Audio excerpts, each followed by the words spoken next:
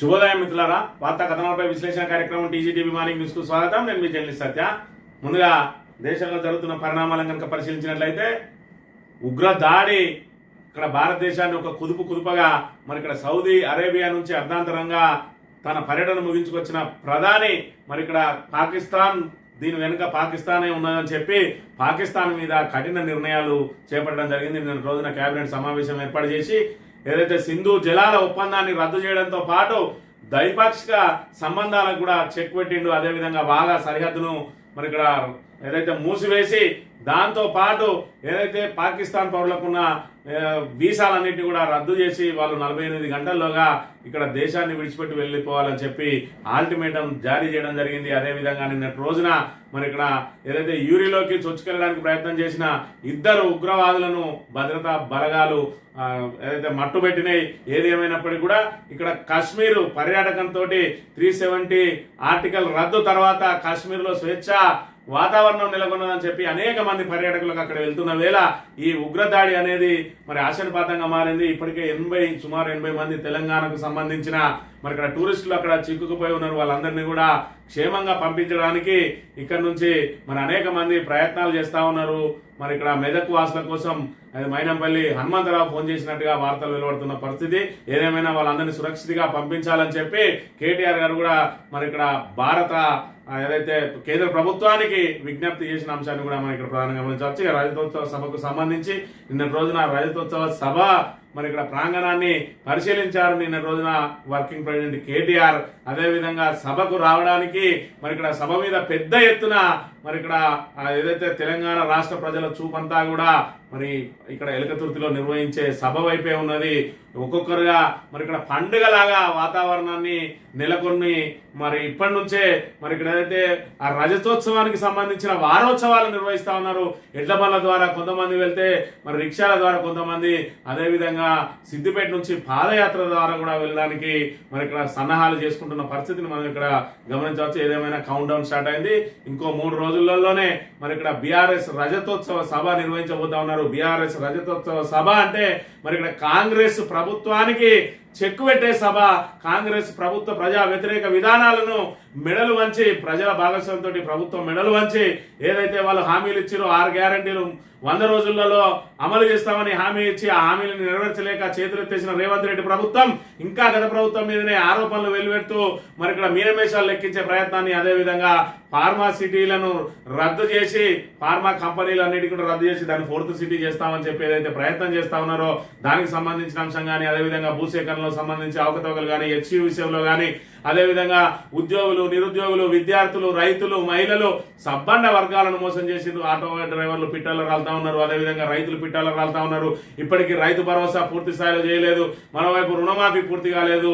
సబ్బండ వర్గాలు ఇబ్బంది పడుతూ ఉన్న వేళ వాళ్ళందరికీ భరోసా కల్పించడానికి కేసీఆర్ రజతోత్సవ సభ వేదికగా మరి ఇక్కడ ప్రజా బాహుల్యంలోకి రాబోతా ఉన్నారు.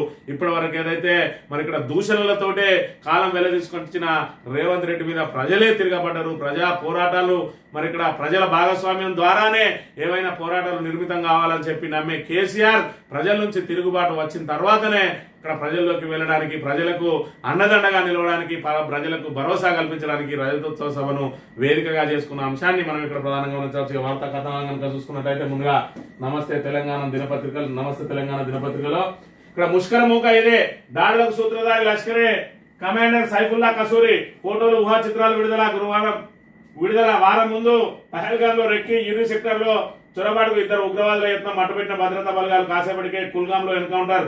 టీఆర్ఎఫ్ ఉగ్రవాదులను చుట్టుముట్టిన జవాన్లు అని చెప్పి మరి ఇక్కడ ఎవరైతే ఈ టూరిస్టుల మీద విచక్షణ రహితంగా కాల్పులు జరిపి 26 మంది మృత్యువాత పడడానికి కారణమైనో వాళ్ళకి సంబంధించిన ఊహా చిత్రాలు, అదేవిధంగా వాళ్ళ ఫోటోలు, అనుమానిత ఫోటోలు కూడా రిలీజ్ చేసిండు మరి ఇక్కడ భారత ఇంటెలిజెన్స్ వర్గాలు. ఇదే ఈ ముష్కరులే మరి ఇక్కడ వాళ్ళ మీద దాడికి పాల్పడరు. మొత్తంగా 7 మంది పాల్గొన్నారని, అందులో 4 కాల్పులకు పాల్పడితే 3 వాళ్ళకు రక్షణగా నిలిచిందని, ఏదైతే అడవుల్లో నుంచి వచ్చిందో అదే అడవుల్లోకి కాల్పులు జరిపిన తర్వాత మన లోపలికి మళ్ళీ పారిపోయినరు. అదేవిధంగా యూరి సెక్టర్ లో చొరబడడానికి కూడా ప్రయత్నం చేసిందట.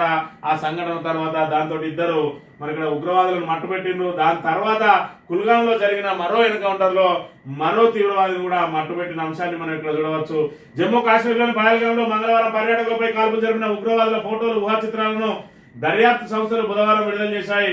ఉగ్రవాదుల దాడిలో 26 మంది పర్యాటకులు అసలు బాయగా పలువురు తీవ్రంగా గాయపడ్డారు. పహల్గాంలో దాడిలో పాల్గొన్న ఉగ్రవాదులు ఆసిఫ్ పుజీ, సులేమాన్ షా, అబూ తల్హాగా దర్యాప్తు సంస్థలు గుర్తించాయి. వీరంతా నిషిద్ధ ఉగ్రవాద సంస్థ లష్కరే తోయిబా అనుబంధ ది రెసిస్టెంట్ ఫ్రంట్ సభ్యులని, అంటే టిఆర్ఎఫ్ ఫ్రంట్ సభ్యులని తెలుస్తున్నది. సైనిక దుస్తులు, కుర్తా పైజామాలు ధరించి వచ్చిన 5-6 ఉగ్రవాదులు ఈ దాడిలో పాల్గొన్నట్టు దర్యాప్తు సంస్థలు అనుమానిస్తున్నాయి. మంగళవారం మధ్యాహ్నం బేసరాన్ పచ్చిక బయలుకు చేరువలో ఉన్న దట్టమైన పైన అడవుల్లో నుంచి అకస్మాత్తుగా వచ్చిన ఉగ్రవాదులు AK-47 రైఫిల్స్ తో పర్యాటకులపై కాల్పు జరిపి వచ్చిన మార్గంలోనే తప్పించుకొని పారిపోయారట.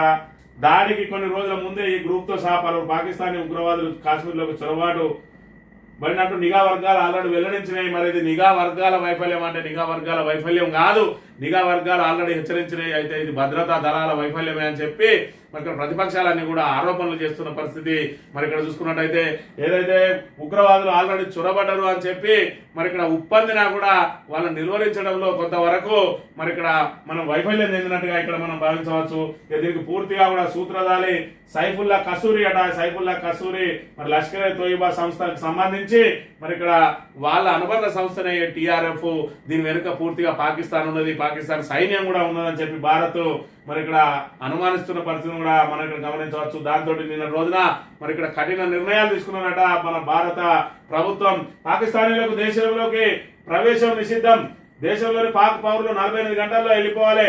భారత్ పాక్ సింధు జలాల ఒప్పందం నిలిపివేత, ఇరు దేశాల అటారీ వాగా సరిహద్దును మూసివేత, భారత్ నుంచి దౌత్య సలహాదారుల బహిష్కరణ, పాక్ హై కమిషనర్ సిబ్బంది సంఖ్య 30 కుదింపు, పహల్గాం దాడి నేపథ్యంలో పాక్ పై భారత్ చర్యలు అని చెప్పి మన కేంద్ర కేబినెట్ లో మన నిన్న కీలకమైన నిర్ణయాలు తీసుకున్నారు. దానిలో భాగంగా పాక్ పౌరులు 48 గంటల లోపల దేశం విడిచిపెట్టిపోవాలని చెప్పి వాళ్ళకి ఇచ్చిన వీసాలన్నీ కూడా రద్దు చేసిండ్రు. అదేవిధంగా అటారీ వాగా సరిహద్దులో ఉన్న చెక్ పోస్ట్ కూడా నిలిపివేసిండ్రు. దాని నుంచి వచ్చిన వాళ్ళు ఎవరైతే ఉన్నారో వాళ్ళు కూడా May 1 లోపు వెళ్ళిపోవాలి అని చెప్పి వాళ్ళకు కూడా అల్టిమేటం జారీ చేసిన పరిస్థితిని మనం ఇక్కడ ప్రధానంగా గమనించవచ్చు. ఏది ఏమైనా కూడా ఇక్కడ పాకిస్తాన్ మీద ఇక తాడో పేడో తెలుసుకోవడానికి సిద్ధపడ్డది ఈ పాకిస్తాన్ ఉగ్రవాదుల ముసుగులో. మరి ఇక్కడ మన దేశాన్ని ఏదైతే భద్రతగా మన దేశ పౌరుల ప్రాణాలను హరించి మన లోపల కల్లోలు సృష్టించే ప్రయత్నం ఏదైతే చేస్తా ఉన్నదో ఇంకా పాకిస్తాన్ మనం ఇక్కడ సహించేది లేదని చెప్పి 1960లో ఏదైతే సింధు జలాల ఒప్పందం చేసుకున్నదో ఆ ఒప్పందాలను కూడా రద్దు చేస్తూ కీలక నిర్ణయం తీసుకున్నది. మరి నిన్నటి రోజున ఏదైతే కేంద్ర ప్రభుత్వం సింధు జలాలకు సంబంధించి కనుక పరిశీలించినట్లయితే సింధు జలాలకు సంబంధించి మరి ఇక్కడ పాకిస్తాన్ నుంచి ఉత్తరాన పశ్చిమాన వచ్చే ఆ ఉపనదులు ఏవైతే ఉన్నాయో ఆ ఉపనదులకు సంబంధించి మరి వాటిని పూర్తి స్థాయిలో దాని మీద డ్యాములు కానీ ఏవైనా కట్టి అది నీటి బాంబులుగా వాడే ప్రమాదం ఉంటుంది. కాబట్టి ఇరు దేశాలు శాంతియుతంగా చర్చించుకుని ఆ నీటిని సమంగా వాడుకోవడానికి మరి ఒప్పందాలు చేసుకున్నారు. ఇప్పుడు చూసుకున్నట్టయితే ఖచ్చితంగా మరి ఇక్కడ ఏదైతే ఉత్తరాదిన ఉన్న ఉపనదులన్నిటి మీద కూడా డ్యాములు కట్టడానికే ప్రభుత్వం నిర్ణయం తీసుకున్నది. ఖచ్చితంగా సింధు జలాలను మరి ఇక్కడ పూర్తి స్థాయిలో ఒప్పందాన్ని మరి రద్దు చేసి సింధు జలాలను పూర్తి స్థాయిలో ఇండియానే వాడుకోవడానికి ప్రయత్నం చేస్తా ఉన్నది. తద్వారా పాకిస్తాన్ కు మంచినీళ్ళ కూడా కరువు ఏర్పడే ప్రమాదం ఉన్నది. ఇప్పటికే మరి ఇక్కడ ఏదైతే పేదరికంలో కొట్టుమిట్టాడుతూ కేవలం ఉగ్రవాదంతో మనుషుల రక్తాన్ని తాగడానికి మరిగిన ఆ పాకిస్తాన్ సేనలు ఈరోజు మరి ఇక్కడ ఏదైతే ఉగ్రవాదులను భారతదేశంలోకి పంపించి ఇక్కడ ప్రజల ప్రాణాలను హరించి వేసే ప్రయత్నాన్ని ఇక ఏమాత్రం సహించబోమని చెప్పి భారత ప్రభుత్వం అదేవిధంగా భారతదేశ వ్యాప్తంగా కాశ్మీర్ టు కన్యాకుమారి వరకు కూడా ఉగ్రవాదుల తలలు తీసుకొచ్చి మా చనిపోయిన వాళ్ళ మరి ఆత్మకు శాంతి కల్పించాలని చెప్పి అందరూ ఏదైతే ముక్త కంఠంతో కోరుతా ఉన్నారో మరి దానికి అనుగుణంగా భారత ప్రభుత్వం అడుగులు వేయబోతా ఉన్నది. ఖచ్చితంగా పాకిస్తాన్ నుంచి వచ్చిన ఏ ముష్కరుణ్ణి కూడా వదిలిపెట్టకుండా మరి ఇక్కడ ఇప్పటికే కాశ్మీర్ పర్యాటకంగా మరి 370 ఆర్టికల్ రద్దు తర్వాత స్వేచ్ఛ విహంగాలు ఉన్నాయి, స్వేచ్ఛగా విహరించవచ్చు అని చెప్పి అనేక మంది మరి ఇక్కడ నమ్మకం పెట్టుకొని పోయిన వాళ్ళ నమ్మకాలంతా కూడా వమ్ము చేసింది ఈ ఉగ్రవాదులు. ఈ రోజు అక్కడ పర్యాటకం నుంచి మరి ఇప్పటి వరకు ఏదైతే పర్యాటకం కోసం బుక్ చేసుకున్న వాళ్ళందరూ కూడా వెనక్కి వెళ్ళిపోతా ఉన్నారు. ఇప్పటికే ఉన్న పర్యాటకులందరూ కూడా బయటకు వెళ్ళడానికి ప్రయత్నం చేస్తా ఉన్నారు. సుమారు తెలంగాణకు సంబంధించిన 80 మంది అందులో చిక్కుకుపోయిన వాళ్ళందరూ రావడానికి కూడా మరి అక్కడ కర్ఫ్యూ ఏర్పడ్డదట. అక్కడ నుంచి రావడానికి నానా తండాలు పడతా ఉన్నారు. వాళ్ళందరినీ పంపించాలి క్షేమంగా అని చెప్పి కేటీఆర్ కూడా విజ్ఞప్తి చేసిన అంశాన్ని మనం ఇక్కడ గమనించవచ్చు. ఏది ఏమైనా పర్యాటక రంగంలో దూసుకుపోతుంది అనుకున్న కాశ్మీర్ మరి ఇక్కడ కాశ్మీర్ అందాలను తిలకించకుండా కాశ్మీర్ లో మళ్ళా కల్లోలం రేపిండ్రు ఇక్కడ ఉగ్రవాదులు, పాక్ ప్రేరేపిత ఉగ్రవాదులు. దాంతో పాకిస్తాన్ మీద ఉక్కు పాదం మోపబోతా ఉన్నది కేంద్ర ప్రభుత్వం అనే విషయాన్ని మనం ఇక్కడ ప్రధానంగా గమనించాలి. ఇక కేసీఆర్ మాటే మా గుండె ధైర్యం, గులాబీ జెండానే తెలంగాణకు భరోసా. కేటీఆర్ ఆయన ప్రసంగం వినేందుకు ప్రజల ఆరాటం, మహాసభకు స్వచ్ఛందంగా వస్తామంటున్నారు. జనతా గ్యారేజ్ తరహాలో తెలంగాణ భవన్ చరిత్రలో నిలిచిపోయేలా రజతోత్సవ సభ నిర్వహిస్తాం. 60 లక్షల గులాబీ దండకు ఇదే నా ప్రార్థన. అందరం బయలుదేరి మహాసభకు తరలి రావాలి. కాంగ్రెస్ సర్కార్ కరెంటు మీద నమ్మకం లేకనే మహాసభకు 200 జనరేటర్లు ఏర్పాటు చేస్తున్నాం. BRS working president KTR Elkathurthi మహాసభకు ఏర్పాట్ల పరిశీలన. కేసీఆర్ మాట వినాలని, ఆయన మాట వింటే గుండె నిండా ధైర్యం వస్తుందని ప్రజలు చెప్తున్నారు. కేసీఆర్ మాటలు వింటే కాంగ్రెస్ అరాచక పాలన అంతమవుతుందనే భరోసా కలుగుతుందంటున్నారు. బీఆర్ఎస్ రజతోత్సవ సభకు మేము వస్తామని ప్రతి నియోజకవర్గం నుండి స్వచ్ఛందంగా కలుగుతున్నారు. తెలంగాణ ప్రజల గుండె ధైర్యం, గులాబీ జెండా. రాష్ట్రంలో ఏ వర్గం వారికి కష్టం వచ్చినా అందరూ తెలంగాణ భవన్ వైపే వస్తున్నారు అని చెప్పి మరి ఇక్కడ ఏదైతే 16 నెలల క్రితం తెలంగాణ ప్రభుత్వం ఉండే కేసీఆర్ ప్రభుత్వం 10 సంవత్సరాల పాటు మరి ఇక్కడ తెలంగాణను అభివృద్ధిలో పరుగులు పెట్టించిండు. ఒకవైపు సంక్షేమం, మరొక వైపు అభివృద్ధి మరి ఇక్కడ ప్యారలల్ గా సమపాలలో చూసుకుంటూ నడిపించిండు. దేశంలో ఎక్కడ లేని విధంగా అనేక సంక్షేమ పథకాలు, రైతును రాజును చేయడమే లక్ష్యంగా మరి 24 గంటల ఉచిత కరెంట్ ఇచ్చి కాళేశ్వరం లాంటి బృహత్తరమైన ప్రాజెక్టును కట్టి మరి ఇక్కడ రెండో పంటకు నీటి కొరత లేకుండా, అదేవిధంగా మిషన్ కాకతీయ ద్వారా చెరువులన్నింటినీ కూడా పునరుద్ధరించి మరి ఇక్కడ ఏదైతే పంటలకు జీవం పోసిండు, మరి ఇక్కడ నిండు కుండలాగా గోదావరిని తయారు చేసిండు. ఈ నేపథ్యంలో మరి ఇక్కడ ఆశలతోటి మోసపుచ్చింది. ఏదైతే 10,000 రూపాయలు ఇస్తా ఉన్నారో రైతు భరోసా, మేము 15,000 రూపాయలు ఇస్తామని చెప్పి రైతులను మోసం చేసిండ్రు. అదేవిధంగా కౌలు రైతులకు కూడా ఇస్తామన్నారు, అదేవిధంగా రైతు కూలీలకు ఇస్తామని అన్నారు. అదేవిధంగా ఉచిత బస్సు ద్వారా తమ జీవితాలు నాశనం అయితే అని చెప్పి తెలియని ఆటో డ్రైవర్లు ఆటోలకే కాంగ్రెస్ జెండాలు కట్టుకొని మరి ఇక్కడ 3 రంగుల జెండా బట్టి అని పాటలు వేసుకుంటూ తిరిగిండ్రు. ఇప్పుడు ఉచిత బస్సు వాళ్ళకు ఊరేస్తా ఉన్నది. వాళ్ళు 12,000 రూపాయలు ఇస్తాం సంవత్సరానికి రంగానే సంకలు కుదుకున్నారు. ఇవాళ చూసుకున్నట్టయితే మరి రోజుకు 1,000 రూపాయల నుంచి 1,500 సంపాదించే ఆటో అన్నలకు 200 కూడా సంపాదించే పరిస్థితి లేక, ఈఎంఐలు కట్టే పరిస్థితి లేక ఈ రోజు పిట్టల్లాగా రాలిపోతా ఉన్నారు. మరి యువతులకు స్కూటీలు ఇస్తా ఉన్నారు. ప్రతి మహిళకు మీకు ప్రభుత్వ ఉద్యోగికి పడ్డట్టే ప్రతి నెల టెన్షన్ గా 1వ తేదీన మీ అకౌంట్లలో 2,500 పడతా ఉన్నాయి. మరి ఇక్కడ మీ అత్తకు 2,000 పెన్షన్ 4,000 చేస్తాను, మీ మామకు 2,000 పెన్షన్ 4,000 చేస్తా ఉన్నాం. మరి మీకు మాత్రం ఏముండదా? ప్రతి మహిళకు మేము 2,500 ఇస్తామని చెప్పి నమ్మబలికిండు రేవంత్ రెడ్డి. మోసం చేసిండు. గ్యారంటీ మాటలతోటి మోసం చేసి 6 గ్యారంటీలను 100 రోజులు అమలు చేస్తామని 500 రోజులైనా అతి లేదు. రుణమాఫీ చేస్తా అన్నారు, చాప చుట్టేసిండ్రు. రైతు భరోసా అన్నారు, 15,000 అన్నారు, 12,000 కుదించిండ్రు. 6,000 ఒక విడత అన్నారు, ఒక విడత ఎగ్గొట్టిండ్రు. రెండో విడతను జనవరి 26 ఇస్తా అన్నారు, మార్చి 31కి టైం పెట్టిండ్రు. ఇప్పటి వరకు ఏప్రిల్ 24 అయినా కూడా అతి లేదు. ఇప్పటి వరకు మరి ఇక్కడ రైతు భరోసాను, కుటుంబం అంటే చాలా కష్టాలు ఉంటాయి. కుటుంబంలో ఉన్న కష్టాల వల్లనే ప్రభుత్వానికి కూడా కష్టాలు ఉన్నాయి. మరి ఇక్కడ ప్రజలందరూ, రైతులందరూ అర్థం చేసుకోవాలంటా ఉన్నారు. మరి ఇక్కడ కేసీఆర్ టెన్షన్ గా మరి 10,000 రూపాయలు సంవత్సరానికి, ప్రతి పంటకు 5,000 రూపాయలు, ఎకరానికి 5,000 రూపాయలు ఇస్తే అవన్నీ దుర్వినియోగం అవుతాయి అన్నాడు. చెట్లకెత్తాను, పుట్లకెత్తాను, మేము మరి దీనికే ఇస్తాం, ఏదైతే రైతు నిజమైన రైతులకే ఇస్తామన్నారు. మరి తర్వాత చూసుకున్నట్టయితే మరి ఇక్కడ 10,000 గుచ్చవేస్తాడు, మేము ఆత్మగౌరవం కోసం 15,000 అన్నాడు. ఇవాళ రైతులు అన్నమో రామచంద్ర అని అడుక్కున్నా కూడా వాళ్ళ చేతుల రైతు భరోసా పైసలు వేయడం లేదు. కేసీఆర్ నాట్లప్పుడు డబ్బులు ఎత్తే మరి ఇక్కడ రేవంత్ రెడ్డి ఓట్లప్పుడు మాత్రమే డబ్బులు వేసే ప్రయత్నం చేస్తా ఉన్నాడు. స్థానిక సంస్థల ఎన్నికలు వస్తాయనుకొని మార్చి 31 లోపు డబ్బులు ఇస్తామని చెప్పి జనవరి 26 నుంచే ప్రారంభిస్తామని చెప్పి మరి ఇక్కడ స్థానిక సంస్థల ఎన్నికలు రాకపోవడంతో రైతు భరోసాను ఆపేసిండు. రైతు భరోసా కోసమే మరి గచ్చబౌలికి సంబంధించిన 400 ఎకరాల భూములను తాకట్టు పెట్టి 10,000 కోట్లు అప్పు తీసుకొచ్చి వాటిలో సగం కూడా రైతులకు వినియోగించకుండా మిగతా సగాన్ని దుర్వినియోగం చేసి ఈ రోజు కాంట్రాక్టర్ల జేబులు నింపడానికి ప్రయత్నం చేస్తా ఉన్నారు. మళ్ళీ మరి ఇక్కడ దావోస్ పెట్టుబడులని మొదటి సంవత్సరం 40,000 కోట్లు తెచ్చినామని, రెండో సంవత్సరం 1,79,000 కోట్లు తెచ్చినామని చెప్పి వాటిని కార్యరూపం దాల్చడానికి అతి లేదు. కానీ మళ్ళీ జపాన్కి వెళ్ళి మేము మళ్ళా తెస్తామని అక్కడ పోయి 13,000 కోట్లు తెచ్చినామని చెప్పి ఇక్కడ పేపర్ల మీద మరి ఇక్కడ ప్రజలను చెవులను సంతోషపెట్టి ఏదైతే గచ్చిబౌలి వ్యవహారాన్ని మరి ఇక్కడ తప్పుదో పట్టించి ఏదైతే దాన్ని దృష్టి మరల్చి మరి ఇక్కడ పిఆర్ స్టంట్లు చేయడానికి జపాన్ వేషం వేసిండు రేవంత్ రెడ్డి. గచ్చిబౌలి మీద ఖచ్చితంగా వాళ్లకు చుక్కెదురైంది. ఇవాళ చూసుకున్నట్టయితే ఫార్మా కంపెనీల విషయంలో ఫార్మా భూములను మళ్ళీ ఏదైతే 4th సిటీకి తరలిస్తారో దాని మీద ఉద్యమం రాబోతా ఉన్నది. దానికి సంబంధించిన వార్తలు కనుక చూసుకున్నట్టయితే ఫార్మా సిటీ భూముల్లోనే ఫ్యూచర్ సిటీ న్యాయస్థానానికి ఇచ్చిన హామీకి చెల్లు సిటీ ఎన్నికల ముందో మాట, కుర్చీ ఎక్కగానే ఇంకో మాట. ఫార్మాసిటీ భూములను దానికే వినియోగస్తున్న సర్కార్ హైకోర్టుకి ఇచ్చిన అఫిడవిట్ లో రాష్ట్ర ప్రభుత్వం హామీ. ఆ భూముల్లోనే ఫ్యూచర్ సిటీకి కేబినెట్ ఆమోదం. సాగర్ శ్రీశైలం హైవేల మధ్య 4th సిటీకి మాస్టర్ ప్లాన్. దీని పరిధిలోనే 19,333 ఎకరాల ఫార్మా భూములు.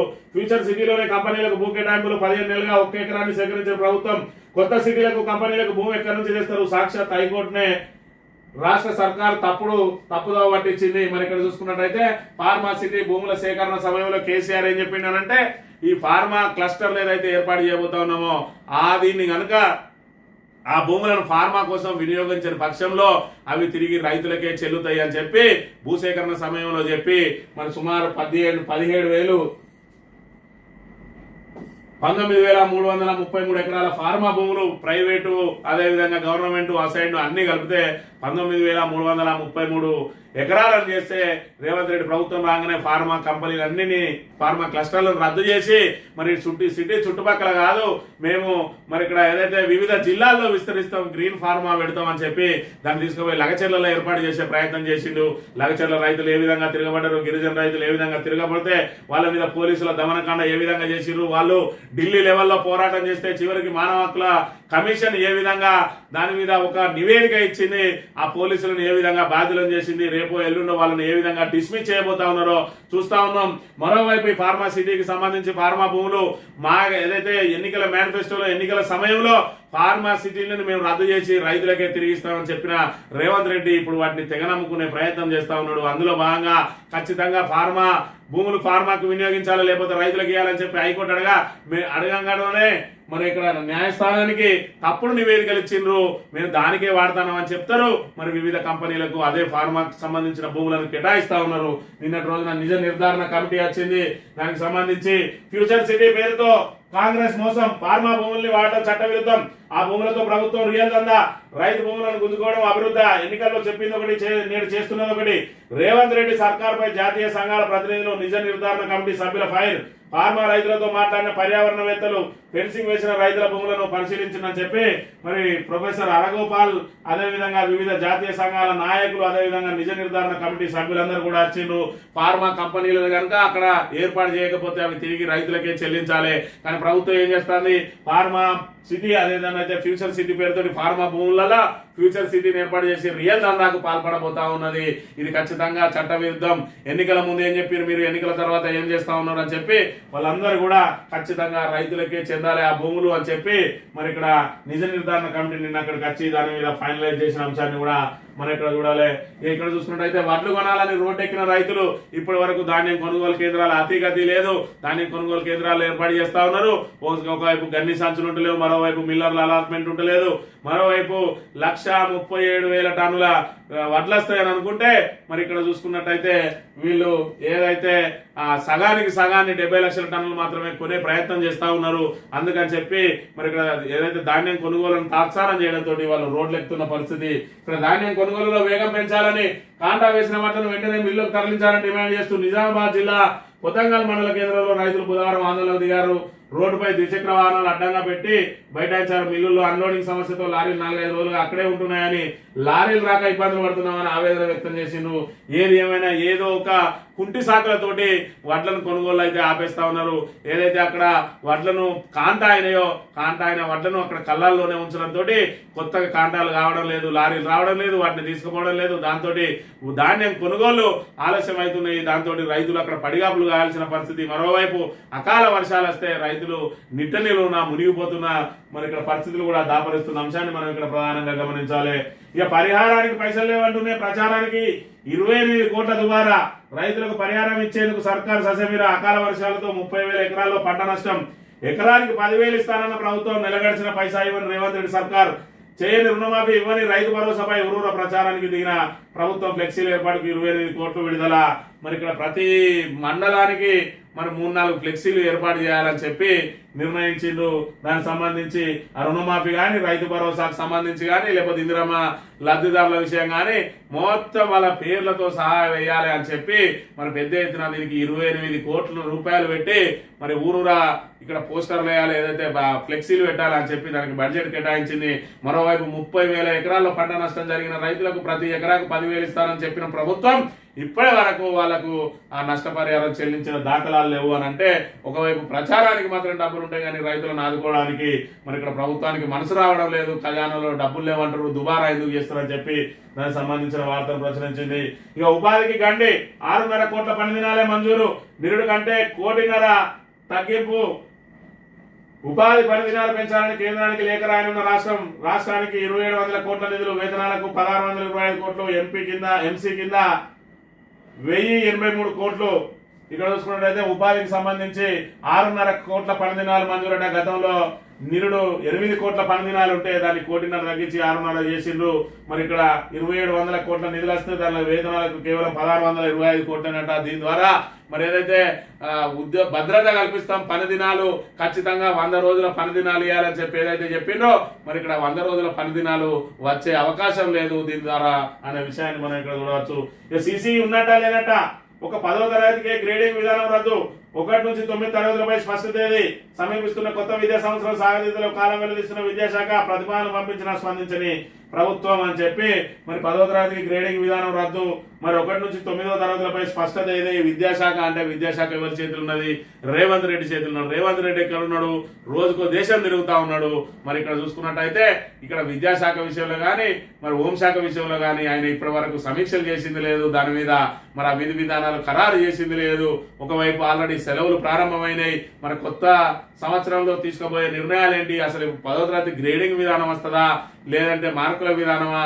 మరి ఇక్కడ ఆల్రెడీ గ్రేడింగ్ తొలగిస్తున్నాడు చెప్పిండ్రు, దాని మీద ఇంకా పూర్తి స్థాయిలో స్పష్టత అయితే రాలేదనే విషయాన్ని మనం ఇక్కడ గమనించాలి. సాక్షి దినపత్రిక విషయానికి వస్తే పాక్ పంచ్ దౌత్య సంబంధాల కట్టర, ఆ దేశ పౌరుల వీసాలు రద్దు అని చెప్పి ఖచ్చితంగా మరి ఇక్కడ పాక్ మీద ఉక్కుపాదం మోపుతా అని చెప్పి ఏదైతే ప్రభుత్వం ప్రకటించిందో ఖచ్చితంగా ఉక్కుపాదం మోపాల్సిందే అని చెప్పి యావత్ భారతదేశం అంతా కూడా ముక్త కంఠంతో మరి ఇక్కడ ఘోషిస్తా ఉన్నది. ఖచ్చితంగా పాకిస్తాన్ మీద ప్రతీకారం తీర్చుకోవాలి. అమాయకులైన ఏదైతే పర్యాటకులను కాల్చి చంపినరో మరి ఇక్కడ దానికి చెల్లుకు చెల్లు ఖచ్చితంగా చేయాల్సిందే. ఉగ్రవాదుల మీద ఉక్కుపాదం మోపాల్సిందే. ఆ ఉగ్రవాదులను ప్రోత్సహిస్తున్న పాకిస్తాన్ మీద కూడా ఉక్కుపాదం మోపాల్సిందే. ఇక కాంగ్రెస్ కు సంబంధించి 65 దాటితే నో పదవి, గ్రామ బ్లాక్ స్థాయి పదవుల్లో యువతకు ప్రాధాన్యం, కాంగ్రెస్ పార్టీ కీలక నిర్ణయం, పిసిసి ప్రక్షాళనకు రోడ్ మ్యాప్, రాష్ట్ర కార్యవర్గం నుంచి గ్రామ స్థాయి వరకు మార్పులు, 10 ఏళ్లకు పైగా పార్టీకి సేవ చేసిన వారికే ఛాన్స్, జిల్లాకు 2 చొప్పున పరిశీలకులు, రాష్ట్ర స్థాయి పరిశీలకుల సమావేశంలో నిర్ణయం, సమావేశానికి ఆలస్యంగా వచ్చిన వారిపైన వెంటనే వేటు అట. తెలంగాణ ప్రదేశ్ కాంగ్రెస్ కమిటీ పూర్తి స్థాయిలో ప్రక్షాళన కానుంది. రాష్ట్ర కార్యవర్గం నుంచి జిల్లా, బ్లాక్, మండల, గ్రామ స్థాయిలోని అన్ని పార్టీ పదవుల్లో కొత్త వారిని నియమించాలని పార్టీ అధిష్టానం నిర్ణయించింది. ఇందుకోసం 3 దశల్లో సమావేశాలు నిర్వహించి అభిప్రాయ సేకరణ ద్వారా సంస్థాగత నిర్మాణాన్ని చేపట్టేందుకు ప్రణాళిక రూపొందించిందట. అయితే డిసిసి అధ్యక్షులకు సంబంధించిన ఒక లిస్టు సోషల్ మీడియాకు లీక్ అయింది. మరి ఏదైతే వీళ్ళు ప్రపోజల్ చేసి పెట్టినో దాని మీద పెద్ద ఎత్తున దుమారం రేగింది. మరి ఇక్కడ ఏదైతే పార్టీ కోసం 10 ఏళ్ల నుంచి 20 ఏళ్ల నుంచి కష్టపడుతున్న వాళ్ళని కాదని కొత్తగా పార్టీలో వచ్చిన వాళ్లకు ఇక్కడ వాళ్ళకు ఏదైతే అవకాశాలు కల్పిస్తా ఉన్నారో దాని మీద పెద్ద ఎత్తున విమర్శలు రేగడంతో మరి ఇక్కడ మళ్ళీ ఏదైతే దిద్దుబాటు చర్యలకు పాల్పడతా ఉన్నది కాంగ్రెస్.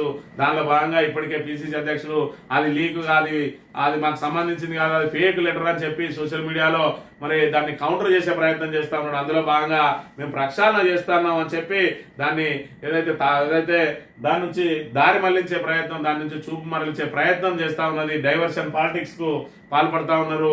మరి ఇక్కడ వాళ్ళ లిస్టు లీక్ అవడంతో కాంగ్రెస్ షేక్ అయిన అంశాన్ని కూడా మనం ఇక్కడ ప్రధానంగా గమనించవచ్చు. తాజ్ మహల్ అద్భుతం అని చెప్పి అమెరికా ఉపాధ్యక్షుడు తన భార్య పిల్లలతోటి తాజ్ మహల్ దగ్గర కూర్చొని ఫోటో దిగి తాజ్ మహల్ అందాలను తిలకించడంతో పాటు తాజ్ మహల్ అద్భుతం అని చెప్పి మరి ఆయన చెప్పిన పరిస్థితిని కూడా మనం ఇక్కడ చూడాలి. ఇక స్థానిక సంస్థలకు సంబంధించి హైదరాబాద్ స్థానిక సంస్థల ఎమ్మెల్సీలో ఎంఐఎం గెలుపు లాంఛనమే అని చెప్పి మరి ఇక్కడ స్థానికంగా ఏదైతే బీఆర్ఎస్ పోటీ నుంచి తప్పుకున్నది, మరి ఇక్కడ బీజేపీకి బలం లేదు. అదేవిధంగా ఎంఐఎం కు కాంగ్రెస్ పోటీలో లేకున్నా కాంగ్రెస్ ఓటింగ్ లో పాల్గొన్నదంటే ఖచ్చితంగా ఎంఐఎంకే ఓట్లేసిండ్రు.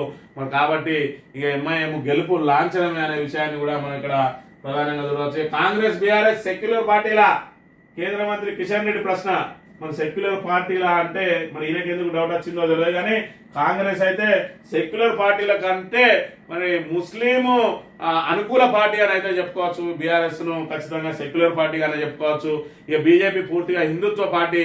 మరి హిందుత్వ పార్టీ అయినా కూడా ముస్లింలను ఆకర్షించడానికి మొన్న రంజాన్ తోఫాలను అయితే మరి ఇక్కడ ప్రధాని చేస్తా ఉన్నాడు. మరి ముస్లింలు వక్ఫ్ బోర్డు విషయంలో మరి ముస్లింల మీద ఉక్కుపాదం మోపడానికి ప్రయత్నం చేస్తున్నా కూడా ముస్లింలు కూడా మరి ఇక్కడ బీజేపీకి మద్దతు ఇస్తున్న అంశాన్ని అయితే ఇక్కడ మనం సాధారణంగా ఆహ్వానించాలి. ఎందుకంటే ఏ వక్ఫ్ బోర్డు కూడా ఎన్ని ఆస్తులున్నా కూడా ఇప్పటి వరకు ఏ పోయేదా ముస్లిం కోసం ₹1 కూడా ఖర్చు పెట్టలేదు. కరోనా కష్టకాలంలో కూడా కనీసం నిత్యావసర సరుకులు కూడా పంపిణీ చేయలేదు పేద ముస్లింలకు. ఇంకా వక్ఫ్ బోర్డు ఎందుకు, దానికి ఆస్తులు ఎందుకు? దాంతో ఈ ముస్లింలకు ఒరిగేది ఏమిటి? ఎవరైతే బడా ముస్లింలు ఉన్నారో, ఎవరైతే డబ్బులు బాగా ఉన్న ముస్లింలు ఆ వక్ఫ్ స్థలాలను వాడుకోవడానికి పనిచేస్తుంది తప్ప మరి ఆ వక్ఫ్ బోర్డు అనేది పేద ముస్లింల కోసం పనిచేయది. ఆ ఆస్తులు ఉన్నా ఒకటే నిరర్ధకం. మరి ఇక్కడ మరోవైపు ముస్లింల ఆస్తులను కూడా వక్ఫ్ బోర్డు లాగేసుకుంటా ఉన్నది. కాబట్టి మీరు చెప్పింది చట్టం చాలా బాగున్నది. ఖచ్చితంగా అది ప్రభుత్వ ఆధీనంలోనే ఉండాలని ముస్లింలు కూడా దానికి సపోర్ట్ చేస్తున్న పరిస్థితిని మనం ఇక్కడ ప్రధానంగా గమనించాలి. ఇక ఆంధ్రజ్యోతి విషయానికి వస్తే పాకిస్తానీలే అని చెప్పి వాళ్ళు పాకిస్తానీలే అని ఊహా చిత్రాలను రిలీజ్ చేసింది. మరి ఇక్కడ ఊహా చిత్రాలతో పాటు వాళ్ళ ఫోటోలు కూడా రిలీజ్ అయినాయి. అదేవిధంగా ఖాళీ అవుతున్న కాశ్మీర్ ను ఉడుతున్న పర్యాటకులు దాడికి నిరసనగా జమ్మూ కాశ్మీర్ లో బంద్. మొదటి పేజీలను నలుపు రంగులో ప్రచురించిన స్థానిక పత్రికలు మరో ఉగ్రదాడి జరిగే ప్రమాదం ఉందని చెప్పి నిఘా వర్గాల సమాచారం రాష్ట్రాలను అప్రమత్తం చేసిన కేంద్రం. దాడితో సంబంధం లేదంటున్న పాక్. సరిహద్దులకు సైన్యం తరలింపు. కరాచీ నుంచి 2 మిలిటరీ విమానాలు. భారత్ ప్రతీకార దాడులకు పాల్పడుతుందని చెప్పి భయపడుతుందట పాకిస్తాన్. ఇక్కడ చూసుకుంటే నిఘా వర్గాలు హెచ్చరించిన భద్రతా వైఫల్యం వల్లే ఉగ్రదాడి జరిగింది అని చెప్పి చెప్తా ఉన్నారు. మరి ఇక్కడ మొత్తం కాశ్మీర్ అంతా కూడా పూర్తి స్థాయిలో మరి దాన్ని చూడాలంటే ఎవరితోటి కూడా కాదు. మరి ఇక్కడ చూసుకున్నట్టయితే ఉగ్రవాదులు అనే వాళ్ళు ఎక్కడి నుంచి వస్తారు అనేది ఎంతో కొంత నిఘా వర్గాలు మరి ఇక్కడ దాన్ని వాళ్ళు ఇందులో చొరబడ్డట్టు చెప్పినప్పుడు మరి దాన్ని కొంతవరకు అయితే అరికట్టాల్సిన అవసరం ఉండే. ఎందుకంటే మరి ఏదైతే దాడి జరిగిన తర్వాత సుమారు 2 గంటల వరకు కూడా అక్కడికి భద్రతా దళాలు చేరుకోలేకపోయినాయి అని అంటే అక్కడ భద్రతా వైఫల్యం ఎంత ఉన్నది. మరి ఇక్కడ క్షతగాత్రులను వాళ్ళకి ఏదైతే సహాయం అందించడానికి 2 గంటల సమయం పట్టింది. మరి వాళ్ళ సైనిక హెలికాప్టర్లో వచ్చే వరకు కూడా వాళ్ళకి సాయం అందలేదు అని అంటే మరి ఇక్కడ కొంతవరకు అక్కడ నిఘా వైఫల్యం, అదైతే భద్రతా వైఫల్యం, నిఘా వైఫల్యం లేకుండా భద్రతా వైఫల్యం ఉన్నట్టుగా అంగీకరించక తప్పని పరిస్థితి. ఇక సింధు జలాలు బంద్ అట. 1960 నాటి సింధు జలాల ఒప్పందం అమలును నిలిపివేసింది కేంద్ర ప్రభుత్వం. ఖచ్చితంగా నిలిపివేయాల్సిందే. పాక్ను ఉక్కిరి బిక్కిరి చేయాల్సిందే. పాక్ కేవలం ఉగ్రవాదాన్ని నమ్ముకొని బతుకుతున్నది. వాళ్ళకి ఏమైనా వాళ్ళ దేశాన్ని ఏ విధంగా అభివృద్ధి చేసుకోవాలి, దేశ ప్రజలను ఏ విధంగా ఆర్థిక చేయూత అందించి వాళ్ళని ముందుకు తీసుకుపోవాలనే దానికంటే భారతదేశంలో ఏ విధంగా విధ్వంసాలు సృష్టించాలని చెప్పి వాళ్ళు పథక రచన చేస్తూ వాళ్ళే పతనం అవుతా ఉన్నారు. అయినప్పటికీ కూడా ఇంకా ఉగ్రవాదం మీదే బతుకుతా ఉన్నది. చైనా లాంటి దేశాల ఆర్థిక సహకారంతో వాళ్ళు భారత్ను మరి ఇక్కడ అణచివేయడానికి ఏదైతే శత్రు దేశాలు ప్రయత్నం చేస్తా ఉన్నారో అందులో పాక్ పావుగా మారుతా ఉన్నది. ఆ పావుగా మారే క్రమంలో వాళ్ళు ఎంత క్షీణించినా కూడా ఉగ్రవాదాన్ని మాత్రం వదిలేయడం లేదనే విషయాన్ని మనం ఇక్కడ ప్రధానంగా గమనించాలి. ఇది సీమాంతర కుట్రే. జమ్మూ కాశ్మీర్ అభివృద్ధి సహించలేకే ఉగ్రదాడి సీమాంతర కుట్రే. ఖచ్చితంగా భారత్ ఏదైతే మరి ఇక్కడ ముందు ప్రథమ స్థానంలో దూసుకుపోతుందో భారత్ని కట్టడి చేయడానికి పాకిస్తాన్ ద్వారా ఉగ్రవాదులతోటి భయోత్పాతాలు సృష్టించి భారత్ను మరి ఇక్కడ నిలువరించే ప్రయత్నం చేస్తున్న పరిస్థితిని అయితే మనం ఇక్కడ గమనించాలి. కొత్త జంటల్ని చిదిమేశారు.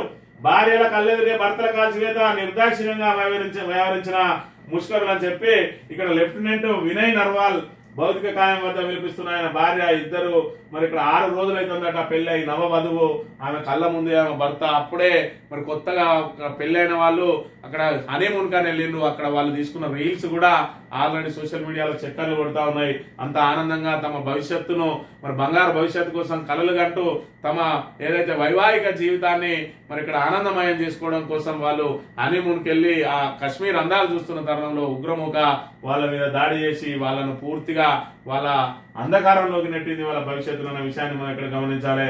ఇక మతం పేరిట ఉగ్రదాడి సిగ్గుమాలిన చర్య. కిషన్ రెడ్డి ఉగ్రదాడికి ధీటైన జవాబు ఉంటుంది. జమ్మూ కాశ్మీర్ మాజీ డీజీపీ రాజేంద్ర కుమార్. ఇక్కడంతా కర్ఫ్యూ వాతావరణం ఉంది. శ్రీనగర్ నుంచి న్యూస్ స్టూడియోతో మాట్లాడిన మెదక్ జిల్లా వాసులు. కశ్మీర్ పర్యటన వెళ్లిన 80 మంది తెలంగాణ పర్యాటకులు అని చెప్పి ఏదేమైనా తెలంగాణకు సంబంధించిన 80 మంది పర్యాటకులు ఇప్పుడు కాశ్మీర్లో చిక్కుకొని ఉన్నారు. పూర్తిగా అక్కడ కర్ఫ్యూ నెలకొని ఉన్నది. మరి అక్కడ అన్ని కూడా బంద్ ఉన్నాయి. మరి ఇక్కడ రవాణా కూడా బంద్ ఉన్నది.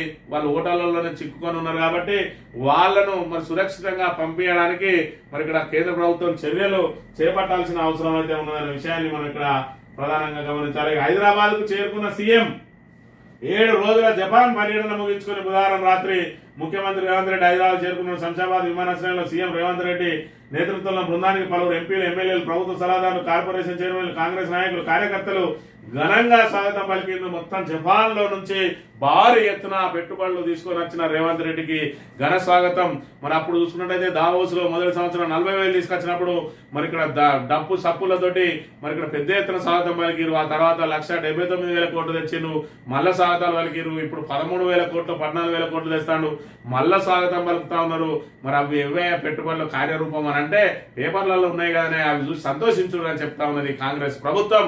ఇవాళ చెవులను సంతోషపెట్టే ప్రయత్నం చేస్తా ఉన్నది. మరి ఇస్తా అన్న హామీలను మాత్రం నెరవేర్చడానికి డబ్బులు లేవని చెప్పి మీనమేషాలు లెక్క పెడతా ఉన్నది. మరోవైపు అస్తవ్యస్త నిర్ణయాలతోటి మరి ఇక్కడ ప్రజలను నానా ఇబ్బందులకు గురి చేస్తున్న అంశాన్ని అయితే మనం ఇక్కడ ప్రధానంగా గమనించవచ్చు. దానికోసమే ప్రజలందరూ మళ్ళీ ప్రత్యామ్నాయం వైపు తెలంగాణకు మరి రక్ష ఏకైక పార్టీ బీఆర్ఎస్ అని చెప్పి బీఆర్ఎస్ రజతోత్సవ సభ ఏదైతే ఉన్నదో ఆ రజతోత్సవ సభను మరి ఇక్కడ సామాన్య ప్రజానీకం అంతా కూడా ఇక్కడ ఏదైతే కాంగ్రెస్ మీద తిరుగుబాటు సభగా పేర్కొంటూ అందరం కూడా స్వచ్ఛందంగా వస్తామని చెప్పి లెటర్లు రాస్తూ మరి ఇక్కడ మేము వస్తాం, మాకు ఏదైతే ట్రావెలింగ్ అలయన్స్ చేయండి, మరి దానికి సంబంధించిన కిరాయి కూడా మేమే కట్టుకుంటామని చెప్పి లేఖలు రాస్తా ఉన్నారు. అంటే కాంగ్రెస్ ప్రభుత్వం మీద ఏ రకమైన మరి ఏహ్యాభావంతో ఉన్నారు ప్రజలందరూ అనే విషయాన్ని గమనించాలని కోరుతూ ఇది ఈ రోజు మార్నింగ్ న్యూస్. తిరిగి రేపు వెళ్తాం. Thank you very much.